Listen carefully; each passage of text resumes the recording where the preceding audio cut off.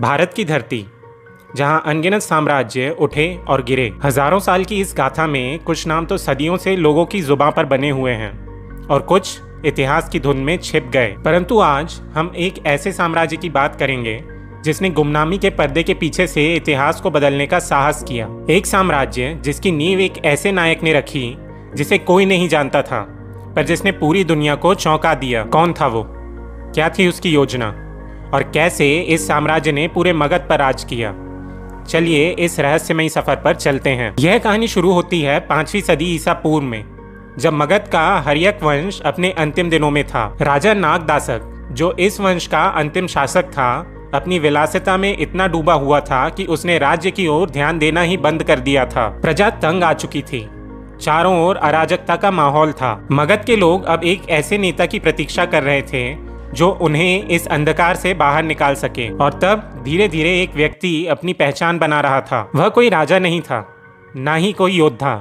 वह एक साधारण मंत्री था, लेकिन उसकी योजनाएं असाधारण थी। वह व्यक्ति जिसने अपने चतुर दिमाग और दूरदर्शी सोच से राजनीति के मोहरे बदलने शुरू कर दिए। राजा नागदासक की भ्रष्ट सत्ता को उखाड़ फेंकने का समय आ गया था। 413 ईसा पूर्व में एक बड़ी क्रांति हुई और इस व्यक्ति ने मगध के सिंहासन पर अधिकार कर लिया। लेकिन वह केवल राजा नहीं बना, उसने पूरे मगध को एक नया जीवन दिया। इस नए राजा ने साम्राज्य की सीमा का विस्तार किया, कमजोरियों को दूर किया और मगध को उसके स्वर्णिम काल की ओर ले जाने का संकल्प लिया। इस नायक की सबसे पहली चुनौती थी अवंती, एक शक्तिशाली राज्य जो मगध का विरोधी था। लेकिन यह व्यक्ति केवल रणनीति का राजा नहीं था। उसकी सेनाओं ने अवंती पर हमला किया और 400 ईसा पूर्व तक अवंती मगध के अधीन आ चुका था। अब मगध केवल एक साधारण राज्य नहीं था, यह एक महाशक्ति बन चुका था जिसका डंका पूरे भारतवर्ष में बज रहा था। और इसके साथ ही मगध की सीमा पूर्व से पश्चिम तक फैलने लगी। अब मगध के सम्राट की शक्ति के सामने कोई खड़ा नहीं हो सकता था।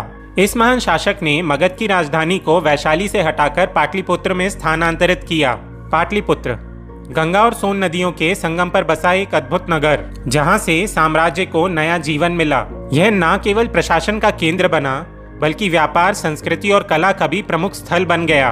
पाटलिपुत्र की भव्यता की तुलना किसी और नगर से नहीं की जा सकती थी। यहाँ से शासक पूरे भारतवर्ष पर नजर रख सकते थे। और फिर इस साम्राज्य ने सिर्फ युद्ध नहीं, बल्कि धर्म और संस्कृति की राह पर भी बड़ी उपलब्धियां हासिल की। इस शासक के पुत्र ने 383 ईसा पूर्व में वैशाली ने दूसरा बौद्ध परिषद आयोजित किया। बौद्ध धर्म के इतिहास में यह एक महत्वपूर्ण घटना थी, जहां महात्मा बुद्ध की शिक्षाओं पर गहन चर्चा हुई। इस परिषद ने बौद्ध धर्म को एक नई दिशा दी और मगध ने इस दिशा को सही मायने में नेतृत्व प्रदान किया।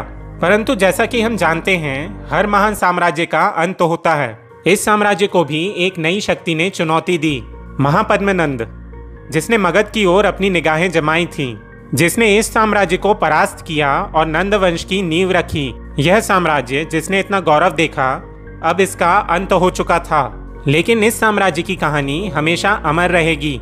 तो कौन था यह शासक जिसने मगध को उसकी सबसे बड़ी ऊंचाइयों तक पहुंचाया? कौन था वह जिसने अवंती पर विजय प्राप्त की, जिसने पाटलिपुत्र का निर्माण किया और जिसने बौद्ध धर्म को संरक्षण दिया? यह था शैशुनाग। शैशुनाग वह व्यक्ति जिसने मगध में नए युग की शुरुआत की और इसी शैशुनाग वंश ने मगध को उसके स्वर्णिम काल में पहुंचाया। शैशुनाग वंश का नाम इतिहास में अमर रहेगा और उसकी गाथा भारत के प्राचीनतम महान साम्राज्यों में से एक के रूप में हमेशा सुनाई जाती रहेगी। अगर आपको यह वीडियो पसंद आई हो तो इसे लाइक करना ना भूलें। हमारे चैनल को सब्सक्राइब करें ताकि आप भारत के गौरवशाली इतिहास से जुड़ी ऐसी और कहानियां सुन सकें। Thanks for watching. फिर मिलते हैं दोस्तों।